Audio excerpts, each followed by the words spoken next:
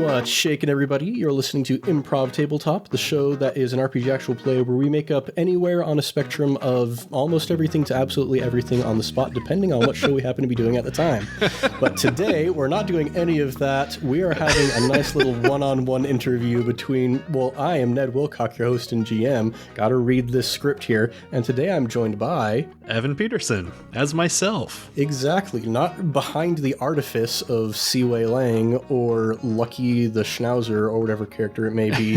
This is just real, raw Evan Lee Peterson that we're getting tonight. In the flesh, audio-wise. Yes, auditory flesh. Why does that sound gross? I mean, it did feel gross coming out of my mouth as I was saying it. But we're going to pivot directly from that into, introducing you. You're of the cast members of Improv Tabletop, one of the ones that I've known the longest. It's true. Met when I was a wee lad of 14 years old and had a little break in the middle where we didn't talk, and then just through sheer happenstance met back up in college and have stayed in touch ever since. Yeah, from back in those, if you've listened to the Tension Builders, then you know that we met working at a scout camp back in the day, and what grand old times those were. But now we are old and curmudgeonly, and instead of teaching people how to do real life skills, we teach people on the internet how to play make-em-up games. More valuable, I'd argue. Exactly. To be fair, I taught basket weaving, so I didn't really teach anyone anything of use. Yeah, I literally taught kids about dirt for a long time. Oh, yeah, I did soil and water conservation at one point. Yeah, a very weird merit badge now that I think about it. I know. But that is neither here nor there, because we are going to be talking tonight about improv and tabletops. Let's take a look at this sort of list of questions. If you've been listening to our previous interviews that we've done with some of the other members of the cast, you've probably heard some of these before. But we're going to start off with some icebreakers. What is your favorite breakfast cereal? I'm kind of naturally a contrarian, so I want to say it's Frosted Mini Wheats because I really like those. But I'm tempted to say Raisin Bran because my wife hates those. But those are my top two at any given time. Those are the two I generally go for. Frosted Mini Wheats, though, are probably a little nearer and dearer to my heart. Yeah, Raisin Bran Crunch, though, that's pretty far up there for me. It's really good. Frosted Mini Wheats are nice because I feel boring saying this, but I've kind of started moving out of the sugary cereal phase. And if I eat something too sugary, I'm like, this just feels like I'm eating candy or something. And Frosted Mini Wheats actually have enough something to fill me up a little bit, but they're still sweet and delicious. Yeah, it's got at least the illusion of making you feel like you're eating something healthy. Right? Yeah, exactly. Nice. Next one, who's your favorite Winnie the Pooh character? It's really hard. There's a lot of fan favorites, but I think I'd probably say Eeyore, because Eeyore was my mom's favorite Winnie the Pooh character, and she had sweaters and stuff with Eeyore on it. And I also think Eeyore's really funny because I don't know what A.A. Milne was smoking when he was like, what if one of the characters was a depressed pin the tail on the donkey?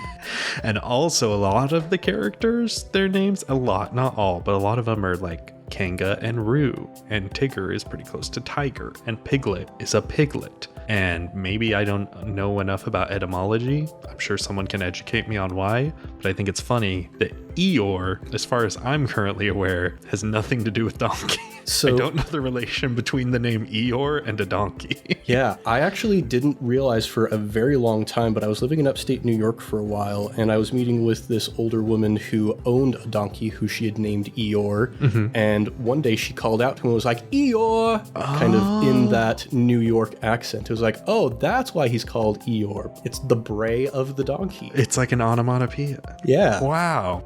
You learn something new every day. Well, I like Eeyore. And I like Eeyore because he is depressed, which is kind of weird, but also it's not weird it's weird to have a character in a children's story that is always depressed. But I like that there's that representation, and that all his friends are always still just like, hey, you want to hang out? Hey, it's cool, we'll still come chill with you. Yeah, he's got a good crew. Yeah, strong crew for a strong mule.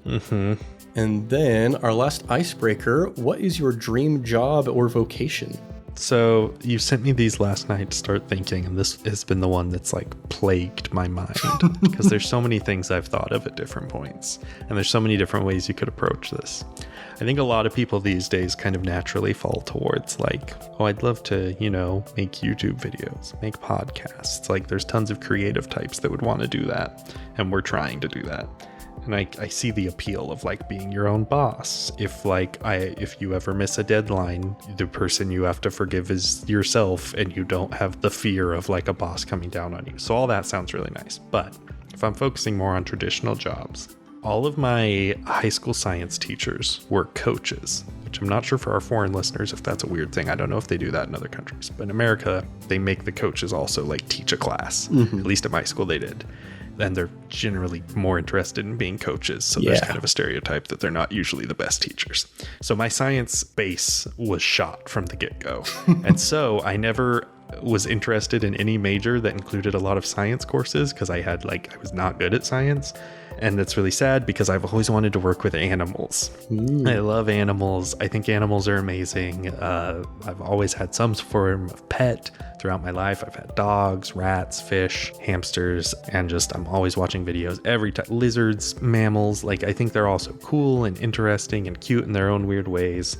But I never pursued an actual career working with them because there was just always so many biology classes. And so I really just never really went forward with those. But every time I go to a zoo, I'm so jealous of seeing the zoo workers who get to go in and get up close and personal with all these cool animals and feed them and work with them. Mm-hmm. And I think that's really awesome. So if I could go back, I might put in the work to learn some more science and try and get a job working with animals. Yeah. In the meantime, though, you can always pretend to be somebody who works with animals. Exactly. That's, everyone listening is like, see Waylay. Mm-hmm. I'm also really, really interested in aquatic animals, and one of my bucket list items is to go in a submarine below where the sun shines. It's my only bucket list item really, is I really want to do that. So maybe some sort of marine biologist would have been cool to actually get to be one of the people that studies ocean life. Man, it's interesting that you find yourself getting more interested in the deep sea, whereas I get older, I find myself getting more terrified by the deep sea. Very recently, I kind of went through some rounds with Thomas over okay, I'm really interested in Subnautica, but I'm also kind of terrified of the idea of playing Subnautica. It's an experience, and it almost makes me sad now that I've played it, because it really is I don't think any copycat or anything could recreate the feeling of playing Subnautica, because when you first start, I remember watching Thomas play on Twitch.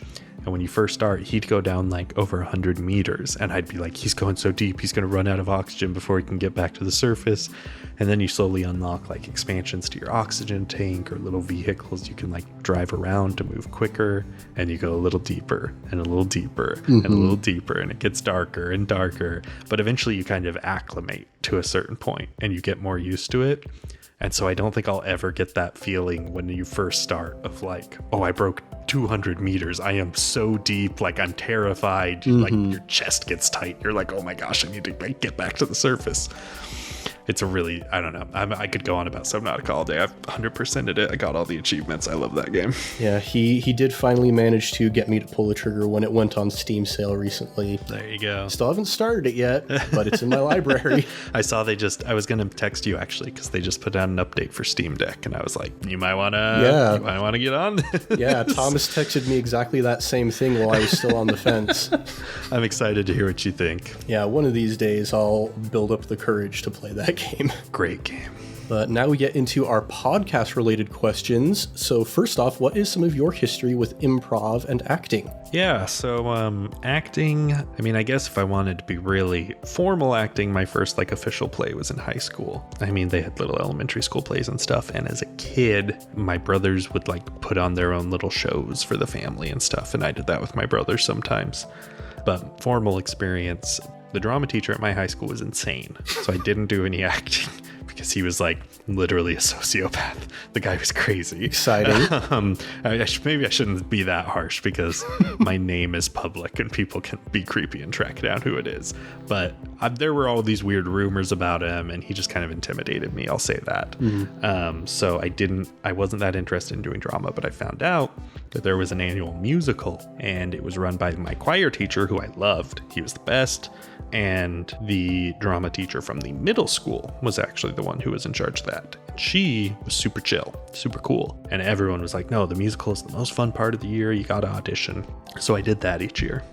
And then while I was in high school, I went to a fine arts camp in Alaska 2 summers, which my choir teacher, again, who I loved, he is from Alaska, and he's from the town where this camp was. And so he like worked there, and he loved it. He told me about it. And so I went, and they had an improv class, which I did not get to take because it was the most in-demand class. But they had, since it's a fine arts camp, part of it is performing. There were like nightly performances from the teachers and the instructors, and then during the final week from different classes, all this stuff. So I got to see some improv performances. And one of the performances I saw, they were doing it just at night, just in a chapel on like the campus. They were just like, anyone who wants to come, we're just going to do some improv. You can play with us maybe. And they did a long form scene, and it was 3 guys. They started out as like a couple on their honeymoon, and then one of them tagged them out and kind of established that they were flashing forward. And it was like the wife and her best friend were like getting manicures and like kind of talking. He was like, oh my gosh, so what did he do next? And they established this like flashback, flash forward pattern. So the scene was this girl and her best friend like at the spa, and she was telling the story of like their honeymoon when they first got married. And then they like kept, every time they would go back in time a little bit, they would jump forward in the relationship, and they told the story from like honeymoon to divorce of this couple, flashing back and forth in time. It was like so complex, completely improvised with 3 dudes.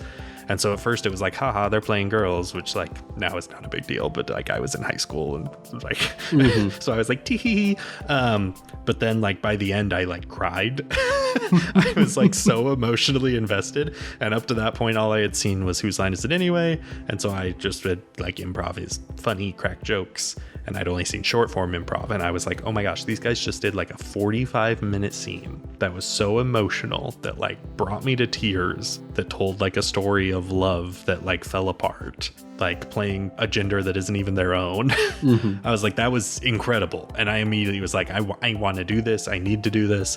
And so then when they would do kind of the nighttime stuff that anyone could get in, I got up a couple times and tried it, but I could never get in one of the actual official classes because they filled up too quick. So then flash forward to going to college. I see you and I are hanging out in the hall one day, and I see a poster that our college improv group is doing a show with Laura Hall, the pianist for Whose Line Is It Anyway? Yeah. And I'll be honest, at that point, I might have I hadn't thought about improv in a while because that was clear back in high school. And if it had just said like improv group crew, I would have been like, oh, that might be fun. Maybe I should go, but I'm not sure I would have made it. But this was like, oh my gosh, it's the pianist from Whose Line Is It Anyway? We got to go. And you were like, yeah, let's go. So you and I went together. And I freaking fell in love because I think despite going to a smaller college, we had a pretty solid improv crew there. Yeah. They had a really good show. Unbeknownst to me at the time, our instructor he actually performed in that show because he was, I guess, I don't know. I never actually asked. I guess he was probably just excited to perform with Laura Hall.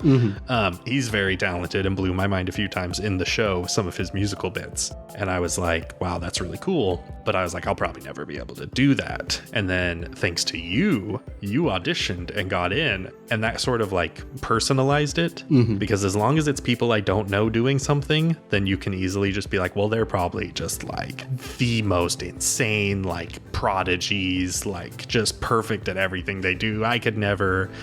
And so when it's someone you know, you immediately are like, it makes it more of a realistic thing. You know what I'm saying? Yeah. And so I was like, wow, okay, like maybe I should audition. I mean, like Ned's really, really good. I know like I haven't done as much acting as him, but maybe I could try.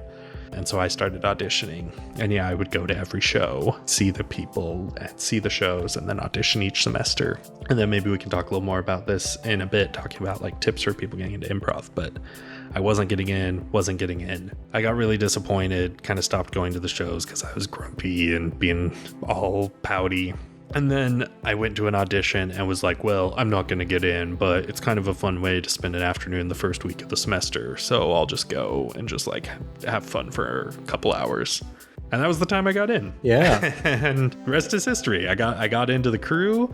You and I got to get together for a little while, made a ton of great new friends who are all on this podcast. And a couple semesters in, you were like, hey, there's a Pathfinder crew. So we started playing Pathfinder, and yeah, just I fell in love with it. And it really is like, I don't know. I was always in choirs and in shows, but even when I was in something, I could always sort of tell like certain things that were like not quite up to snuff. You know, I was always kind of hypercritical of my own work and things I was involved in. And that to this day is one of the most like proud of something I've been a part of. Like there were rough shows, but there were some shows where I came out and I was like, I am part of a group that is putting on something I can be so proud of. Like the work we're doing out here I'm really proud of what we're doing here. It's really funny. It's really like, we're just really solid. Yeah. So it was those were my favorite semesters of college, was getting to be part of Comic Frenzy. Yeah, it's interesting thinking back to that story of finally managing to get in, because it seems like kind of a recurring theme in your improv ethos, something that you've mentioned a few times on the show, is the idea that the times in improv when you're trying the hardest are the times when you fail the hardest. Oh, yeah. And the times when you just let it be natural and have fun and enjoy the process are the times when you create the best art. Absolutely. All the hardest laughs I got in Comic Frenzy were from lines that I didn't take any time to think about. They just felt like what my character I was playing, it just made sense, right? It felt conversational. Someone would say something and I would just say something back in character.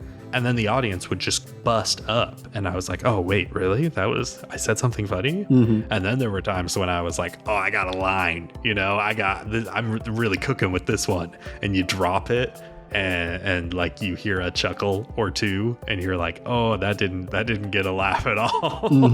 Man, that's also bringing back some memories of like, I still hadn't gotten into the improv troupe during that Rick and Laura Hall show, but that was when Thomas Brower and also Jacob Rollins, who are both on iCast Fireball, they were in the group at that point, and those were the two that I like absolutely idolized. Like whenever those two were on stage together, there was like magic going on. It was like kind of akin to the chemistry that you'll see between like Brendan Lee Mulligan and Lou Wilson on Dimension 20. And so I just like idolized these guys, and it's so weird thinking back to now where we're super tight in iCast Fireball, thinking back to the time when I never thought I could like get onto the same level as them. Right? No, it feels surreal because in the audience, like they're like superstars. And then get to perform with them.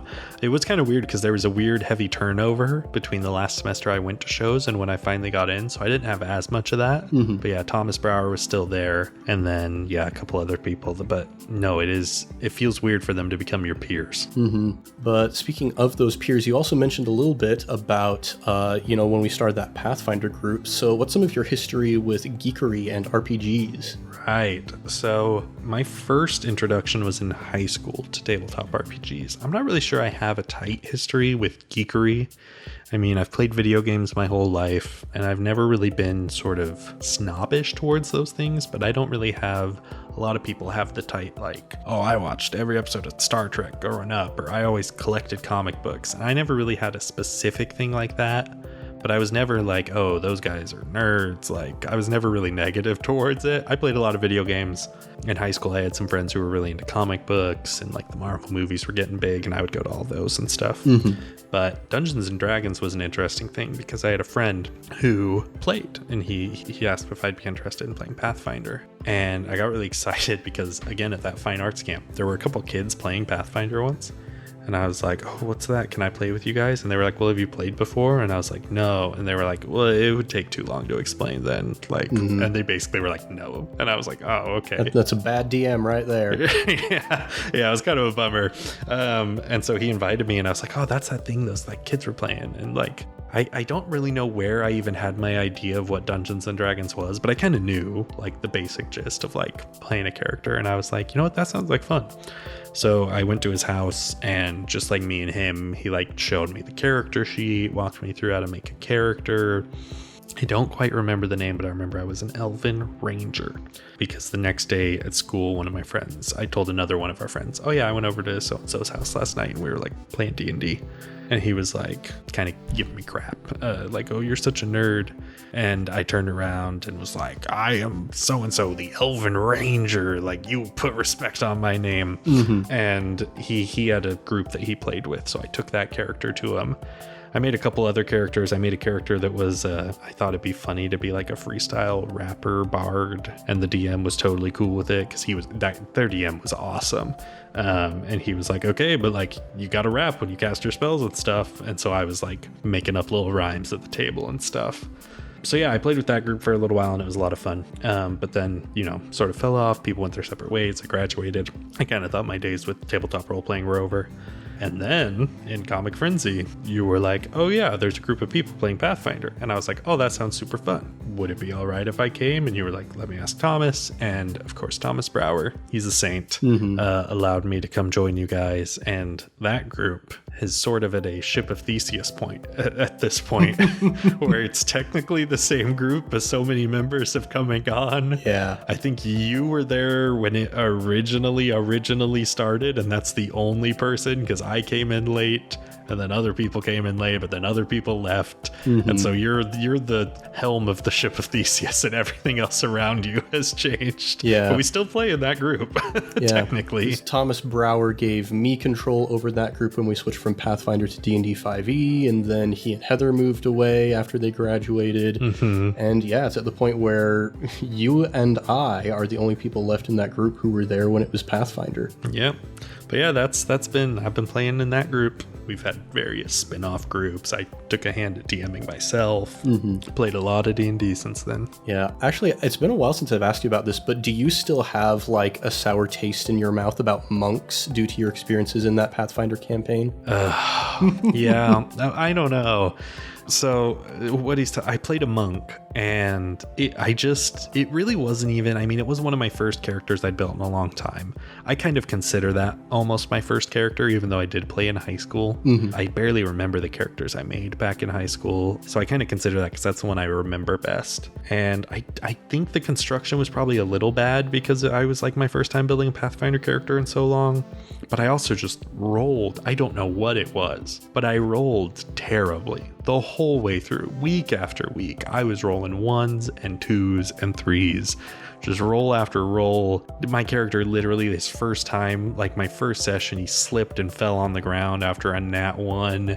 And then in the final fight, I literally didn't land a single attack. I didn't do anything useful the entire fight. And I just was like kind of mopey about it. And Thomas very rightfully just kind of ignored me. And then after the session was like, sorry, man.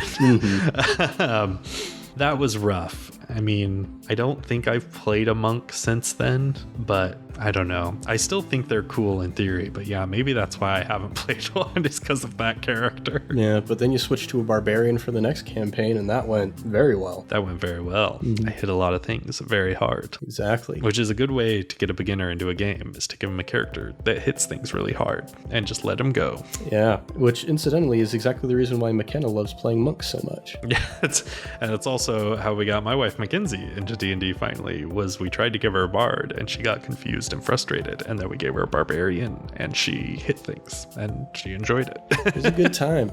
Well, we are still doing an Avatar-themed campaign, so you get the question, what is your history with Avatar: The Last Airbender? Oh yeah, that one I was late to the party on. I didn't watch it growing up. I saw it on Nickelodeon, but because it was an actual series, I watched a couple episodes and was like, I'm confused, and stopped watching because I was catching just weird episodes out of the middle of the show. I heard a few people talking about oh, it's so good. But it didn't seem to be this big cultural phenomena or anything when my brother finally watched it, and he was much older, and he was like, no, this is really, really good. And I was like, that's kind of weird. He's more picky with what he watches. I generally trust his recommendations. So I always thought that was weird. And so it was always sort of in the back of my mind, if he watched it and really liked it, And then it sort of grew and grew into like, Avatar was weird because it was popular when it was on, but it also like exploded over time as more and more people caught it on streaming and stuff. And so then it grew and grew, and eventually I felt like everyone around me was like, no, Avatar is so good. It's like such a good show. So I want to say I was like probably between high school and college when I finally sat down and watched The Last Airbender. So yeah, I was very late to the party, but I mean, obviously loved it like everyone. And I waited a while to watch Korra as well, but my wife and I watched that, and I defend Korra avidly to this day because I think people, I don't know, I just got the wrong expectations, because the first thing anyone ever says about The Legend of Korra is like, oh, it's so good, but it's not as good as The Last Airbender. And it gave me this idea that like it wasn't good, and then I watched it and I was like, wait, but it is good. Like, I'll agree that it's not as good, but when the very first thing you say about a show is no, but it's not as good as this, like, okay, fine. But it is a great show. I still really love Legend of Korra. And so I defend it because I feel like people, the way they talk about it, like I think they like it, but they're just so quick to weirdly like shove it under the Last Airbender umbrella. And I think Legend of Korra is very good and possibly my favorite like era that we've seen so far. I really love the mix of like more modern technology with bending and all the benders like living together so they're not so isolated. I think it's cool. Yeah, incidentally, just yesterday, as of the time of recording, we got the next announcement from Magpie Games that sometime this spring they're going to start pre-orders for the Republic City supplement for Avatar Legends. And I think that's definitely a testament to the staying power of Legend of Korra, that after they've gotten all of the core stuff taken care of from the original Kickstarter, the first thing they're focusing on is Republic City. It's Legend of Korra content. Almost makes me sad I wasn't in that one shot, so I won't be in the main campaign for that one Yeah. if we ever do one. Yeah, we'll have to see, because the main campaign for the Kyoshi era was supposed to be you and Thomas Brower and McKenna. That's true. And now we see where we are. It's true. We'll see what happens. It'll be a very pro bending league themed. Yeah. That'll be our sports movie motif. Yeah, I'm very excited to see, like, if they don't have pro bending rules in that book, I'm going to be very surprised. Yeah, that's got to be there. Dude, speaking actually of pro sports and whatnot, a thought that I had when we were talking about geekery is, you talk about how you weren't like a big geek when you were growing up, but I haven't been very in touch with professional wrestling for any of my life until I started talking about it with you. That's true. And I'm realizing more and more as I learn more about professional wrestling how similar the enthusiast mindset is between a professional wrestling fan and like a sci-fi or fantasy fan. Definitely. I was also actually a little late to that, but no, professional wrestling is, I caught it my freshman year of high school.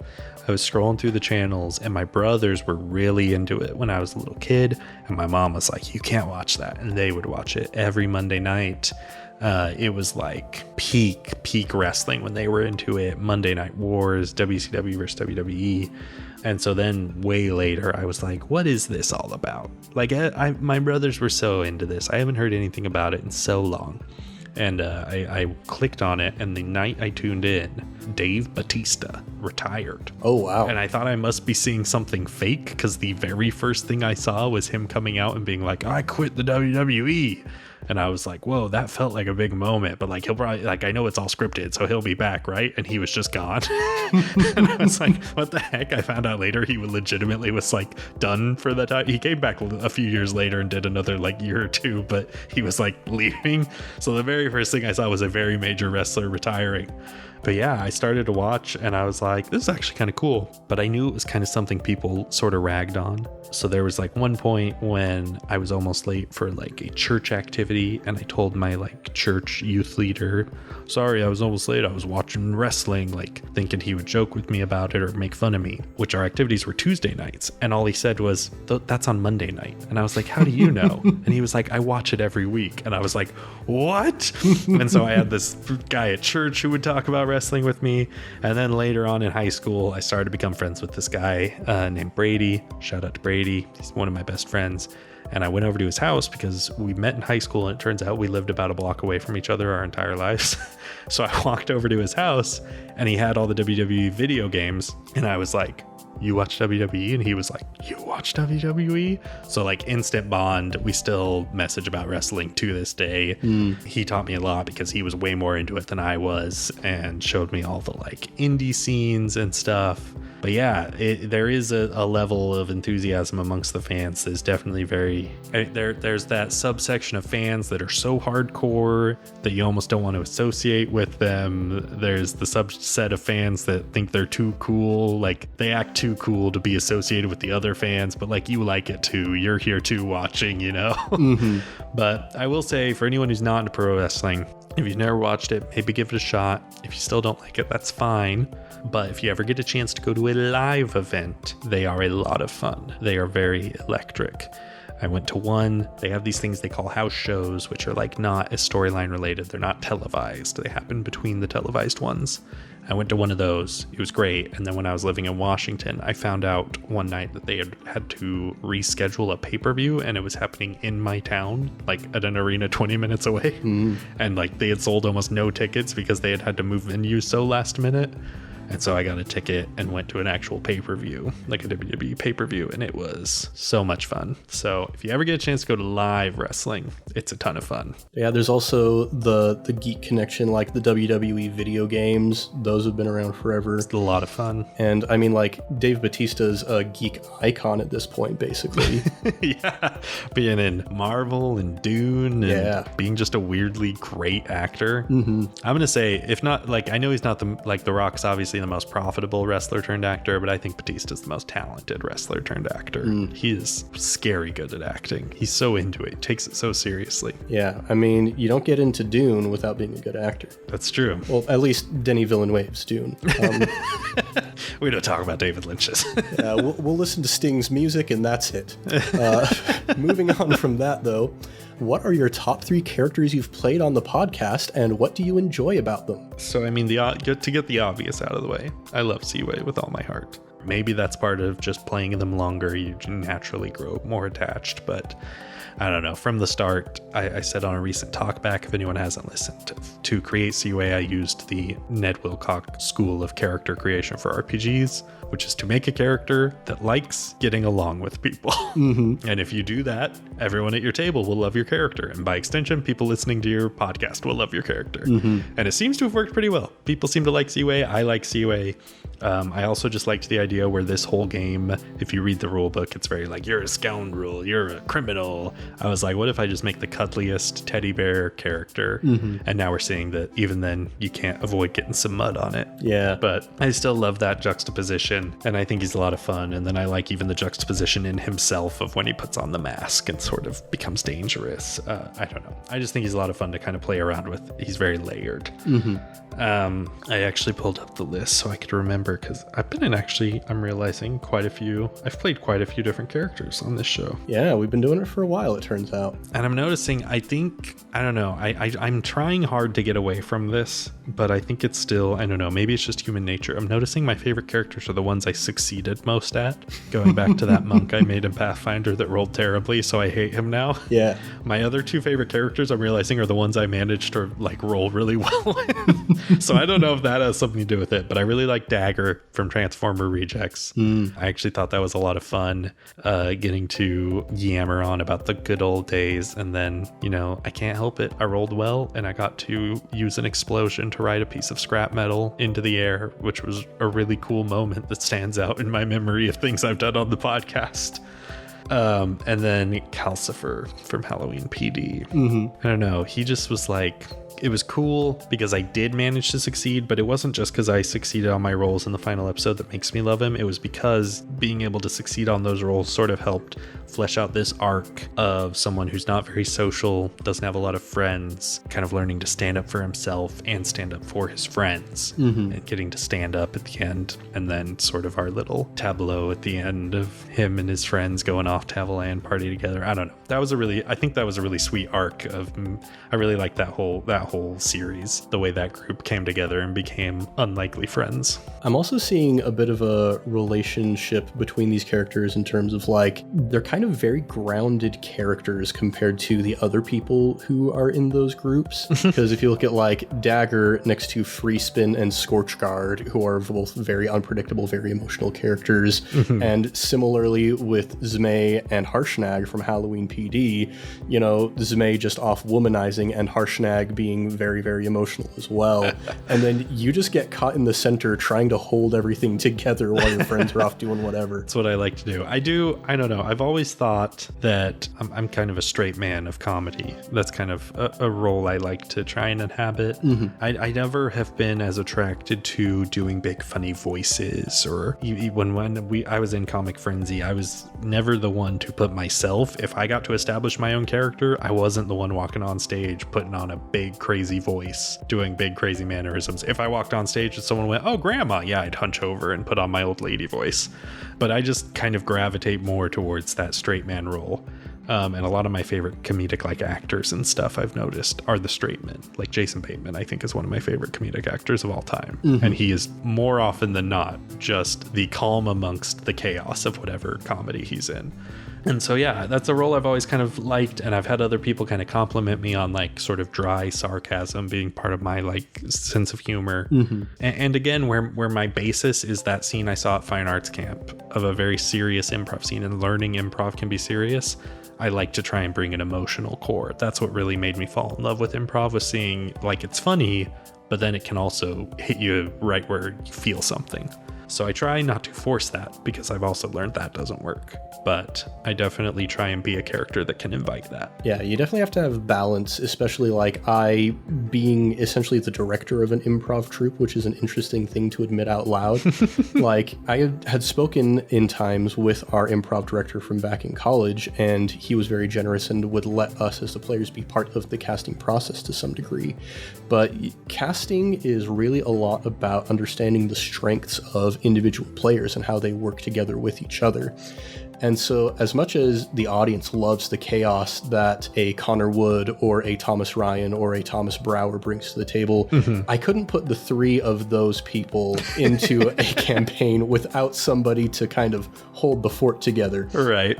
That's something to try in just like a Fate where you only have 1 month. See how off the rails that gets. Oh boy, that would be... That'd be a lot. That is a good word for it. No, I remember, that's interesting you bring that up. I do remember one time in Comic Frenzy, when we did our shows, we'd get a little program of what games were being played and who was playing them.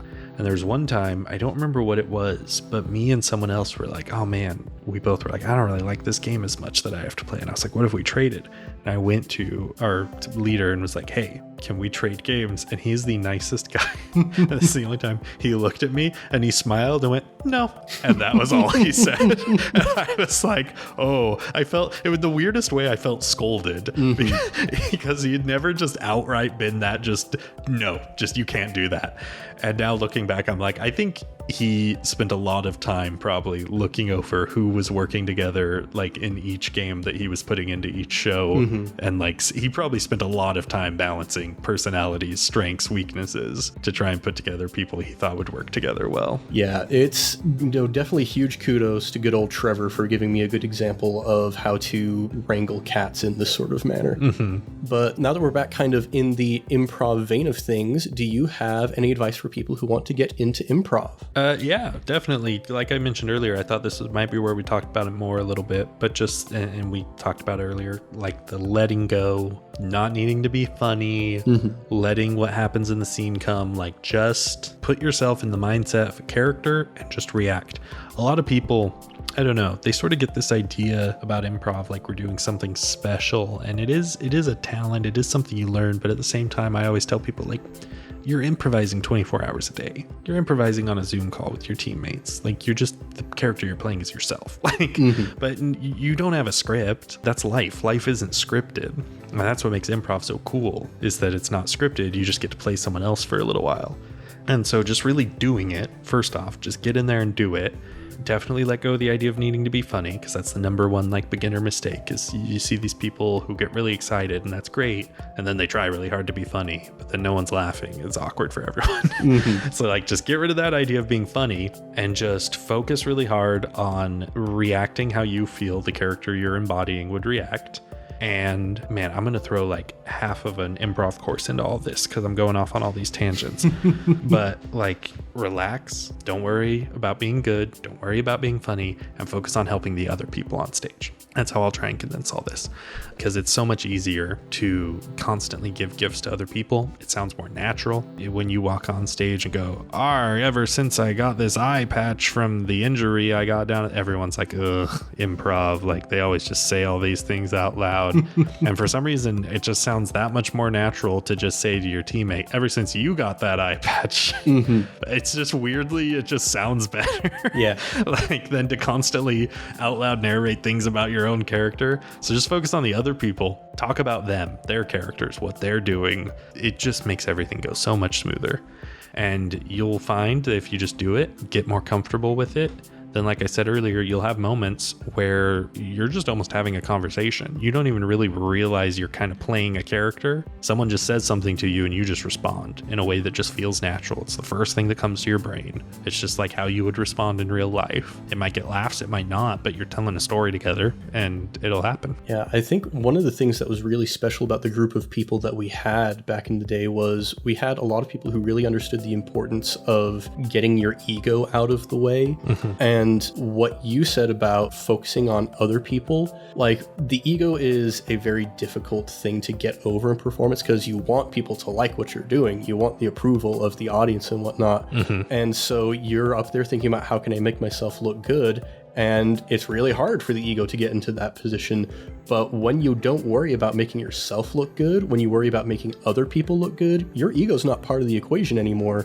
So you've just taken out like one of the most difficult inhibitors to good improv, right? Just by not focusing on yourself and focusing on other people. Exactly. So yeah, I kind of said a lot, but just relax. You improvise every day.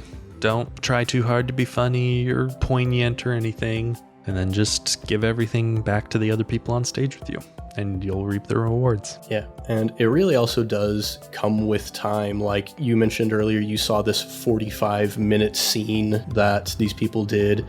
And I remember back when we were in class, if we could manage to get up to like a 10 or a 15-minute scene, we would be like, man, we really, clapping each other on the back. Holy cow, we just did an amazing feat there. And now, just the more you get to know the people you're working with, the more experience you have with improv.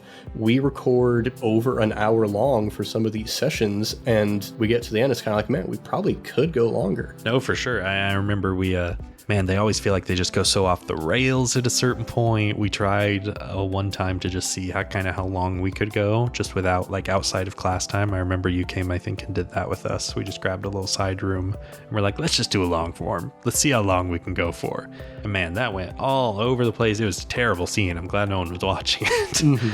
But it's hard. And yeah, but just like put in the hours. I mean, it's kind of a classic quote amongst a lot of creative people, but when you first start in something, it's because you enjoy it and you have good taste about it. The Ira Glass, there's a whole quote from Ira Glass. I won't do all of it because it's kind of long, but if you're a creative person and haven't heard the Ira Glass quote, just Google Ira Glass, good taste, and you'll find it. But he has a whole thing talking about how you have good taste, and so you start doing something, and because you have good taste, you know that what you're making isn't very good.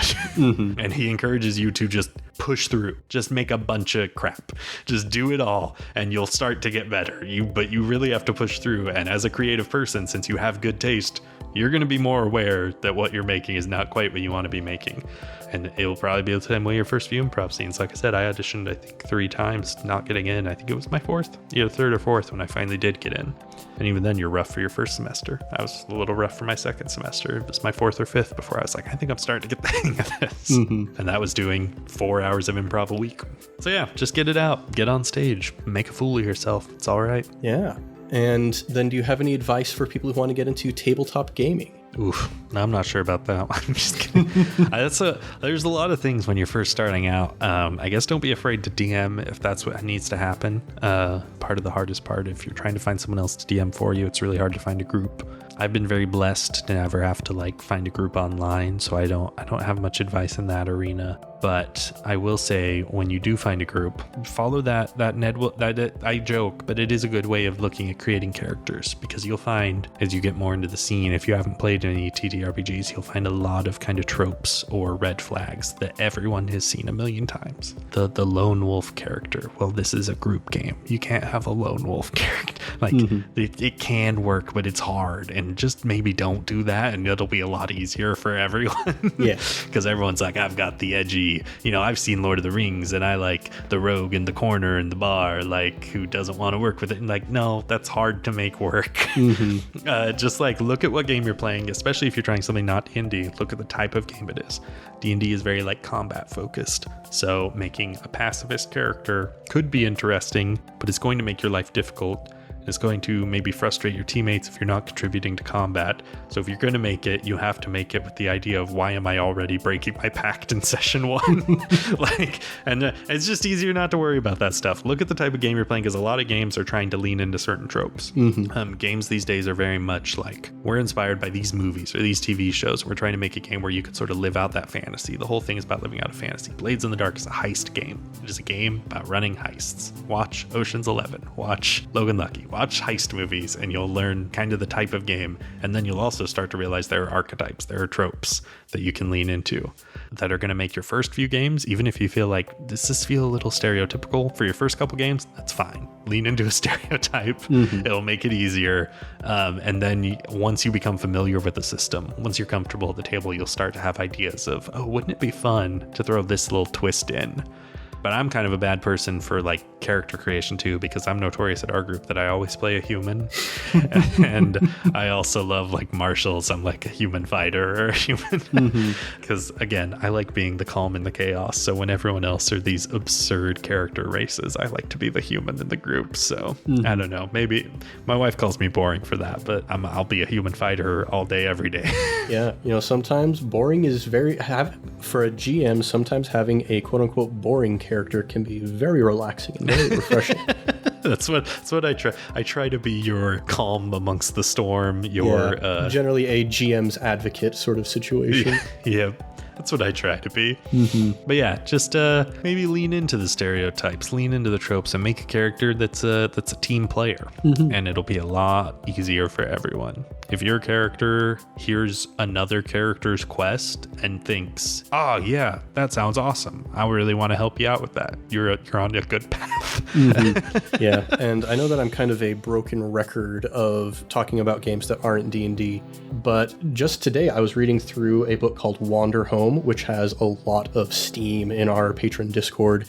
And you brought up the idea of, if you want to play a pacifist, then that's not exactly going to jive very well with D&D 5e. But in the first few pages of Wander Home, it specifically says, hey, this place was at war, but there's no violence here anymore. Just straight up, there's no violence in this world. There you go. So, yeah, maybe that's a choice if you want to play a pacifist character. Yeah, there is a game out there that fits a vibe you're looking for. So the hard part is finding groups. I don't know a ton about how to do that. I know there's a lot of online places to go and look around, but there are a lot of games. If you want to do a heist, a lot of people kind of try to, oh, well, how do you do a heist in D&D 5e? You play Blades in the Dark. like there are ways to do it in 5e, but they're not as good as just playing Blades in the Dark. But then on the flip side, if you try and do something that's not a heist in Blades in the Dark, it's more difficult. Yeah. It's fitting a square peg in a round hole. So yeah, look for your vibe. We've been trying out Deadlands in our group. I like Westerns a lot, and that's been a lot of fun. Call of Cthulhu was kind of a weird one, but kind of fun. I like Cthulhu stuff too, so there's a vibe out there for just about everything. Yeah, and when you start to get into a more established group, you can also start to figure out like the vibe of that group in general, because while I look at Call of Cthulhu and say I really appreciate kind of the nuance of the mechanics here and I really like the cosmic horror, Call of Cthulhu isn't a game that suits the sort of stories that that group wants to play, we found out. Yep. So just see what's out there and see what works. Yeah, I mean, sometimes I have fun just thinking of weird genres and then Googling if there's TTRPGs prodigies in that genre, and there always is. Yep. Well, any other thoughts that you want to share with all of our friends out in podcast world before we wrap this up? Be excellent to each other. I don't remember. Is that a Bill and Ted thing? Bill and Ted, yeah. No, just, I don't know. Be kind, be good, have fun. I'm trying out improv and tabletops. And I mean, no matter what you try, even if it's not those things, it never hurts to be kind. That always gets you a step ahead, I've found. That it does. Well, with that wonderful wisdom, we're going to conclude this here interview. Evan, it's been a delight getting to share a bit more about you with all of our friends out there. Yeah, it's been a lot of fun. Yeah, now all of you get to be better friends with Evan as well. Yeah. Look at that. If you want to talk in the Patreon Discord, I'll be your friend. More than happy. Well, thanks everybody for joining us for this interview. We'll be back next time with some more story adventures in Blades in the Dauphin, which we're having a good time with. Okay, I guess we'll go through the plugs because that's the thing that we do. We've got our sister podcast, iCast Fireball, a D&D 5e actual play going through the campaign Tyranny of Dragons. 1. We've got our Fate campaigns. 2. We've got MTAB Avatar 10,000 Things. 3. We've got MTAB Avatar Blades to Dauphin. 4. We've got our affiliation with Fanroll Dice. Use coupon code VRIMVRIMFIFA for 10% off your order. 5. And the other thing I'm going to shout out right now is Wander Home. It's a delightfully fun game about pleasant critters doing pleasant critter things, and you might enjoy it if you're looking for some nice cozy cottagecore sort of vibes. 6. Oh yeah, we usually do 7. The last thing I'm going to plug is the Annis Hag. It's a monster in D&D that I happen to have up on my monitor at the moment. It's creepy. It's creepy. If you're a DM and you want to throw something at your players that they're really going to not enjoy, throw an Annis Hag at them. 7. Oh man. Well, everybody, thanks for joining us for this lovely little interview. I'm Ned Wilcock, your host and person who interviews people. Interviewer. Yeah, that's the word that I was looking for. And I've been joined by... Evan Peterson, interviewee. Much love and stuff, everybody. We'll catch you next time on Improv Tabletop.